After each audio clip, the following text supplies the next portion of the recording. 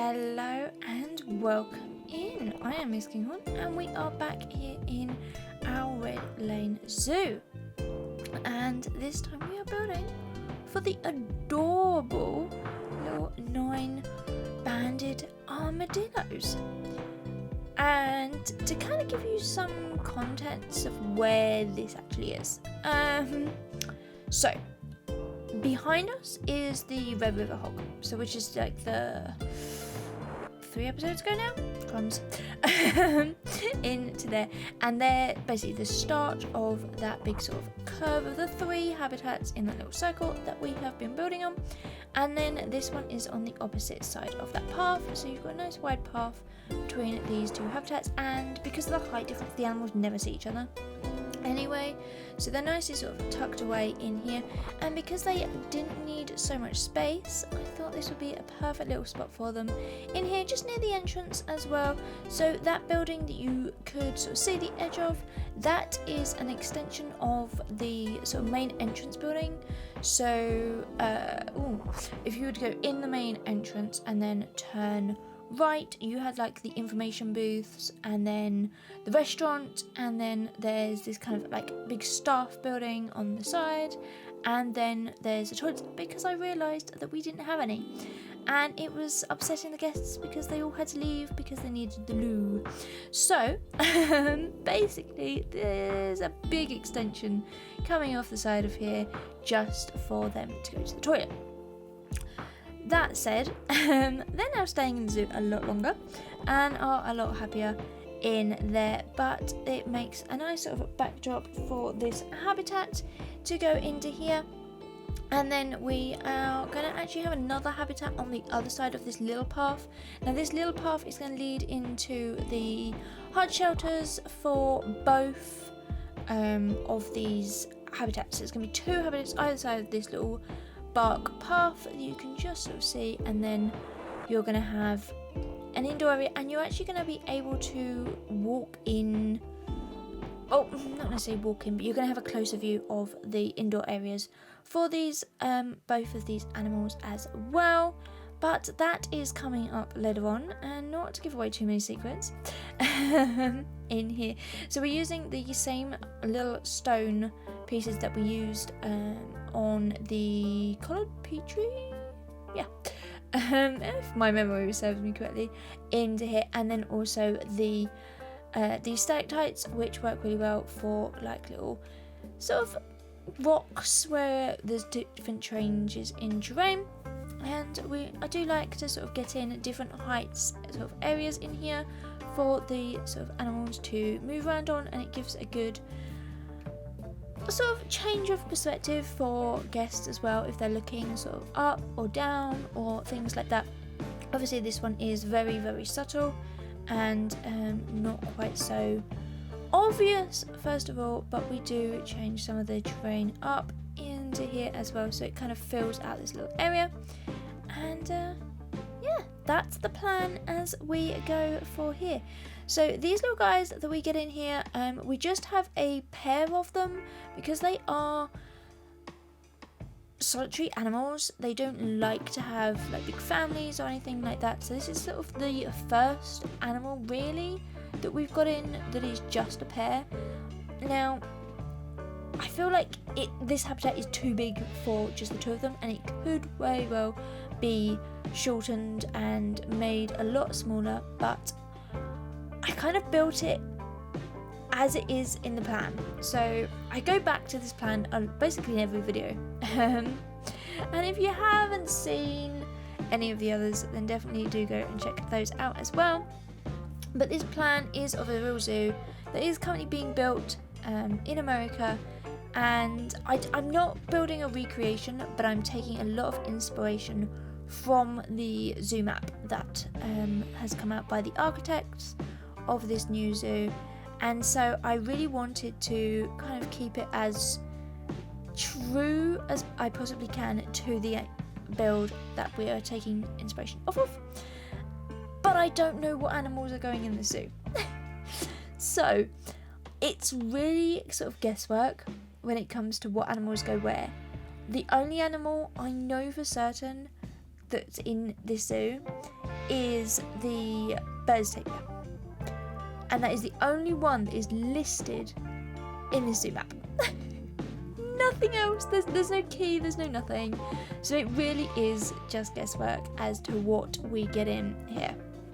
Now, I think we're doing okay in terms of animals. So I know that there's going to be a lot of sort of tropical animals. There's a lot of sort of North American animals. And then there's a few little hints of sort of European animals that could very much work in there as well. And obviously there's a few Asian animals coming through as well. We are definitely kind of mixing it up a little bit, but I feel like they could all work and it all kind of fits together, and if we do it properly, I think it can really work. That's my plan anyway. Do let me know what you think down in the comments, because I'm always interested to know what you think, what you're liking, what you're not liking into here as well. But whilst I've been rabbiting on, we have been building this hard shelter. Now this is a little bit different to the normal hard shelters that I do, whereas this one you can actually see through it. So it kind of has like 3 parts to this, and one of them is completely just decorative because I needed a square building. For once, I'm doing a square build into here. This sort of back section over here is actually kind of like the sleeping pen area. So this is where the animals can go to have a little bit of privacy. Nobody can see into there, but you have this sort of front area because they are sort of tropical animals. They require a little bit of heat, so maybe in the winter months when maybe the zoo is a lot cooler and things like that, and they don't want to be outside, they have the option to stay in here in the warm, but they can still be viewed by the public. There is a tiny little window on one side in here for them, and I thought this would be a really nice little way where we can just sort of show them off, but not too invasively into here. And yeah, we also get in some planting, and we do, and I don't know if I record it actually, but there is some heaters in here to make it all nice and warm for them, so we definitely get that in as well. And yeah, lots of plaster. So we do sort of, as I normally do, skim all of these buildings. So they are made of limestone, which is what we normally use, but then we coat the inside with plaster pieces that you can sort of see here, and then the outside has the wooden logs sort of pieces on it as well. And yeah, it all comes together really well into here. So yeah, this is a nice little area.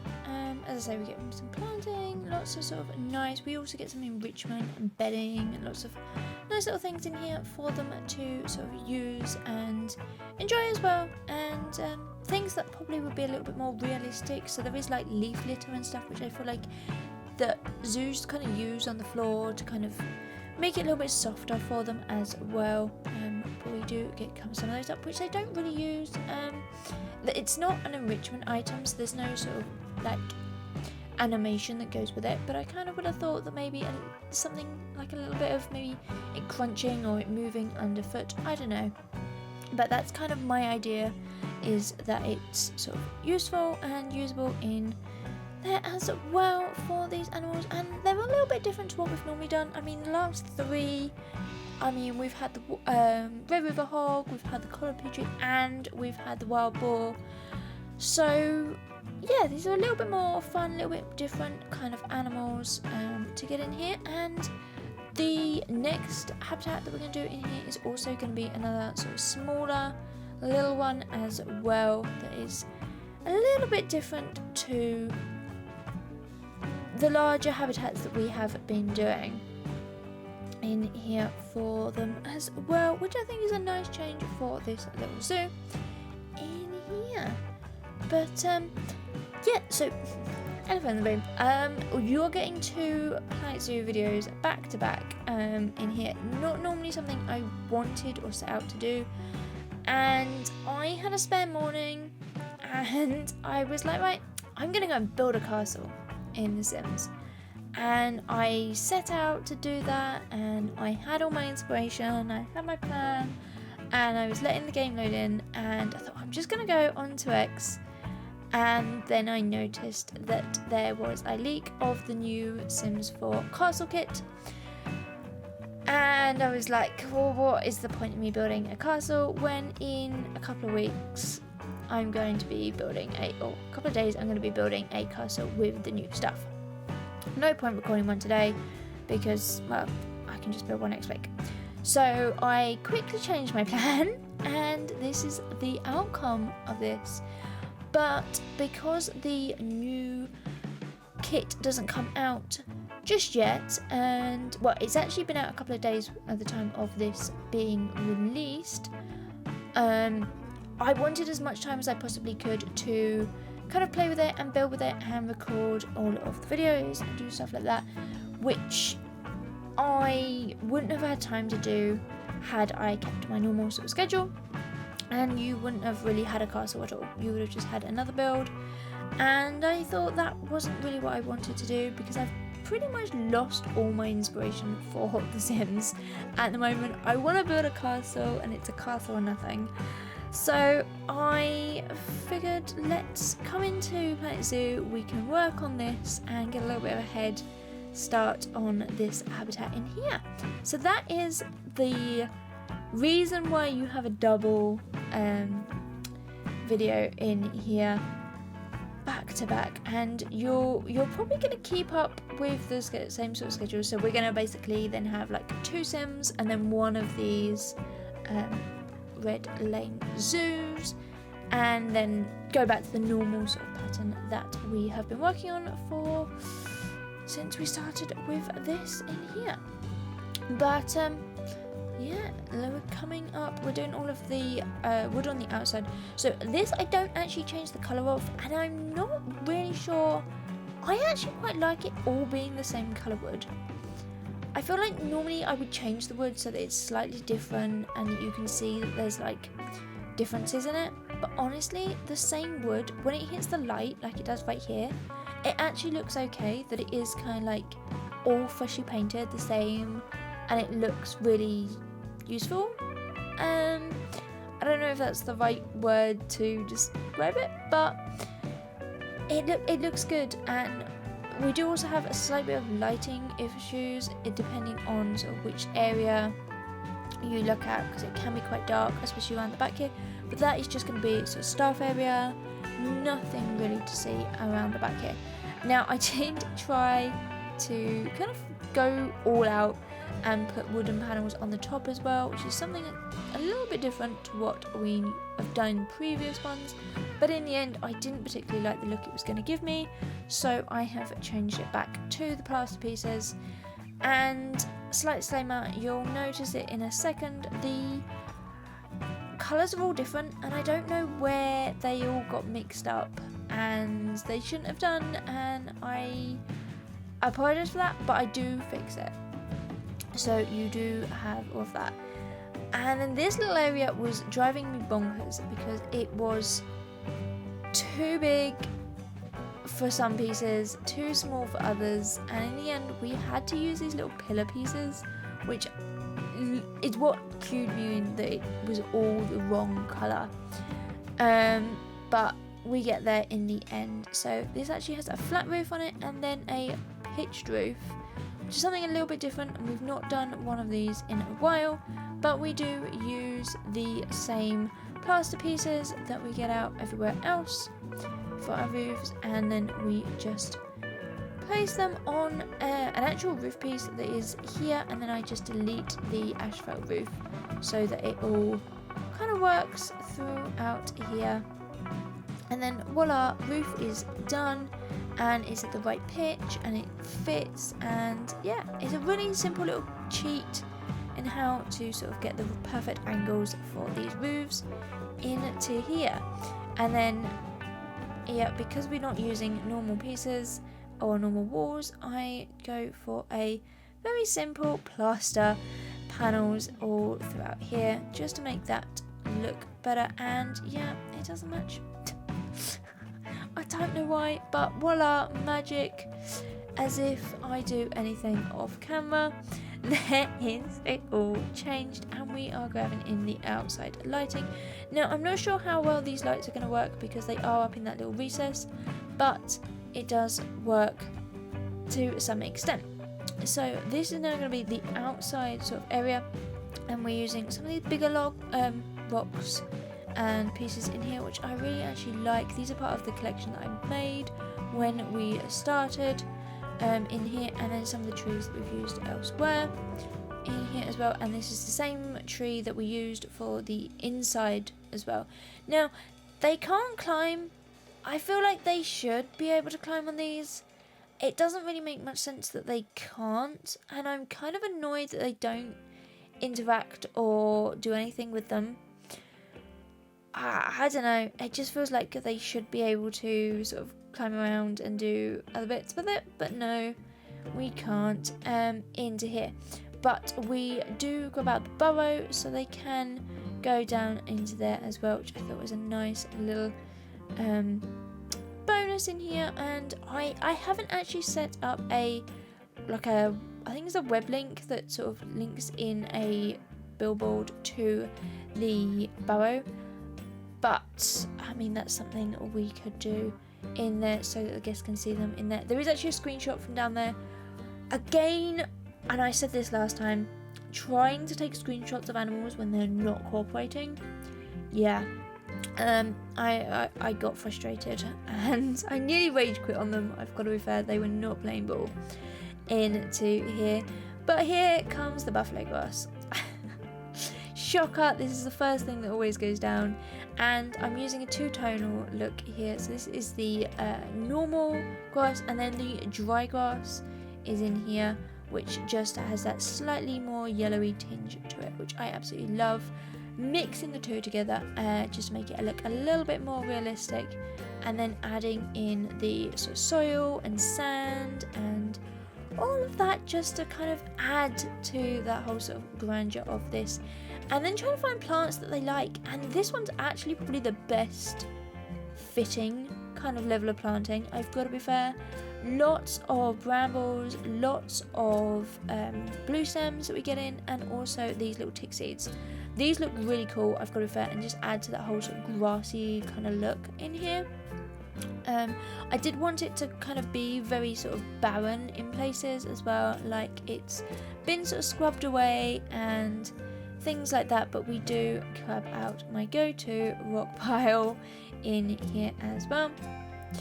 And yeah, just to add just into this sort of top section, and just add into the other bits where it feels like it needs it, because it just needed a little bit more sort of rock, and yeah, it just needed to have that sort of nice little tinge and the same sort of look that I wanted for all of the others. So we do go out some of these in here as well. The animals can walk all over them, they're absolutely fine with it all, not a problem, which was slightly annoying because I was trying to do it to cut down on the amount of space they had, because they had way too much. This habitat was huge for them, and I didn't actually realise how small they were until I put them in right at the very end, and I went, yeah, this habitat could have literally been like half the size. It is huge for them, but we get them in and they're loving it. They've got all of the plants they like, there's lots of enrichment, they're happy all together in here as well. And I do try to get a couple more tropical plants out for them, but it didn't really work. And then yeah, we just go back to our sort of normal ones, which surprisingly do work for this animal as well. So there are only a few that they're like not 100% sure about, but yeah. And I actually really like this blue stem, and I don't know when we got it. If anyone does know, comment in the let me know down in the comments, because I'm interested to know. And talking of that, we are coming up to the end of this video, so if you have enjoyed it, then please give a big thumbs up and subscribe to my channel, and find me on any of the social medias. I'm on them all. But until then, enjoy the screenshots, and I'll see you next time. Alright, bye everyone!